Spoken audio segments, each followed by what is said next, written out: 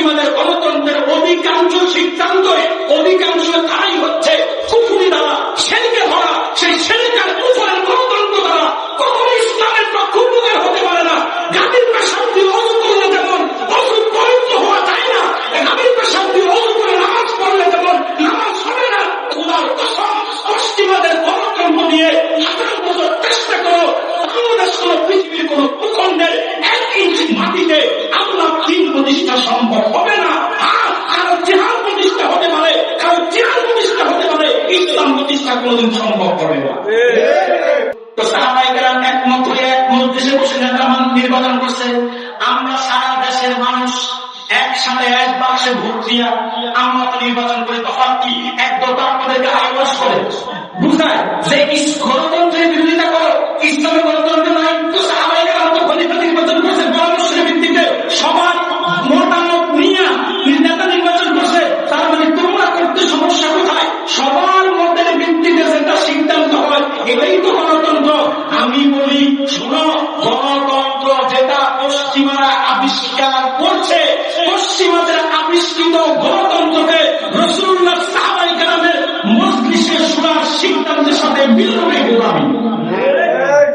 কারণ সাহাবায়ে কেরাম একমত হতো, আর কোথায় গণতন্ত্রের ঠিকাদার যারা গণতন্ত্রের পূজা করে, গণতন্ত্রের পূজারীদের মধ্যে ভালো মানুষ আছে, খারাপ মানুষ আছে। কথা বলবে কেন? চোরের ভোটের যেই দাম, ইমাম সাহেবের ভোটেরও সেই দাম। মক্করের ভোটের যেই দাম, এলাকার সবচেয়ে সম্মানিত মানুষটার ভোটেরও সেই দাম। আপনি বলেন ওইটা কি ইসলাম কখনো সমর্থন করতে পারে না? এক। দুই, পুরুষের ভোটের যেই মর্যাদা, নারীর ভোটেরও সেই মর্যাদা। যেখানে ইসলাম নারী এবং পুরুষের মধ্যে ভাগ রেখে দেন, ভিন্নতা রেখে দেন। কোন ক্ষেত্রে নারীকে অধিকার বেশি দিয়েছেন, কোন ক্ষেত্রে পুরুষকে অধিকার বেশি দিয়েছেন। যেখানে একজন পুরুষের সাক্ষীর সমান 2 জন সাক্ষী লাগে, একজন পুরুষের সমর্থনের সমান 2 জন নারী সমর্থন লাগে, সেখানে ভোটের ক্ষেত্রে সমান সমান যেটা হয় সেটা কি ইসলামের সাথে মিলাও কিভাবে? কথা বলেন না কেন?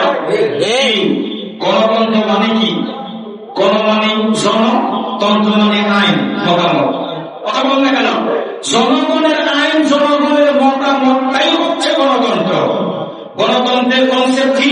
জনতন্ত্রের কনসেপ্ট হচ্ছে সেই ভূখণ্ডে যে শ্রেণীর লোক বেশি থাকবে তাদের মতামতই গ্রান্টেড হবে। কথা বলেন না কেন? সংসদে যে দলের লোক বেশি থাকবে তারা যেটা চাইবে সেটাই বাস্তবায়ন হবে। স্পিকার বলবে যে আপনার আইন পক্ষে আছেন না আইন পক্ষে আছেন, কেউ বলে হ্যাঁ, কেউ বলে না। এবার এটাই ইসলামের পক্ষের কাজ না বিপক্ষের কাজ সেটা জাস্টিফাই হবে না। যদি আইন আওয়াজ বেশি হয়, স্পিকার বলবে হ্যাঁ জয়যুক্ত হয়েছে, হ্যাঁ জয়যুক্ত হয়েছে। যদি না আইন আওয়াজ বেশি হয়, স্পিকার বলবে না জয়যুক্ত হয়েছে, না জয়যুক্ত হয়েছে। ইসলাম এটাকে কখনো সমর্থন করে না। কোরআন সুন্নাহর বাইরে গিয়ে মানুষের একক সিদ্ধান্তের ভিত্তিতে কোনো কিছু নির্ধারণ হবে, ইসলাম সেটাকে সমর্থন করে না। আর পশ্চিমাদের গণতন্ত্রের অধিকাংশ সিদ্ধান্তই অধিকাংশ ধারাই হচ্ছে কুফরি দ্বারা, শেরকে ধরা। সেই শেরকার কুফরের গণতন্ত্র দ্বারা কখনো ইসলামের পক্ষ উপকার হতে পারে না। গাভীর পেশাব দিয়ে অজু করলে যেমন অজু পবিত্র হওয়া যায় না, গাভীর পেশাব দিয়ে অজু করে নামাজ পড়লে যেমন নামাজ হবে না। খোদার কসম, পশ্চিমাদের গণতন্ত্র নিয়ে 18 বছর চেষ্টা করো, বাংলাদেশ কোন পৃথিবীর কোন ভূখণ্ডের 1 ইঞ্চি মাটিতে আল্লাহ দ্বীন প্রতিষ্ঠা সম্ভব হবে না। কারো জিহাদ প্রতিষ্ঠা হতে পারে, কারো জিহাদ প্রতিষ্ঠা হতে পারে, ইসলাম প্রতিষ্ঠা কোনদিন সম্ভব হবে না।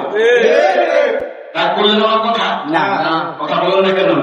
এই 70 কথাগুলো বলতে গেলে সাহস লাগবে। আর কারণ আপনি এটাই আমাদেরকে শিক্ষা দেয় যে নীতি, ন্যায়, ইনসাফ জাতির সামনে তুলে ধরতে হবে। আপনি সত্য বললে মিথ্যা লাগবে, কথা বলেন না কেন? সত্য বললে মিথ্যা বিরোধিতা করবেন, কিন্তু আপনি যদি মুমিন হন আপনি সত্যের পক্ষে থাকবেন, মিথ্যাকে পায়ের নিচে আপনি ধরিষ্কার করে দিবেন।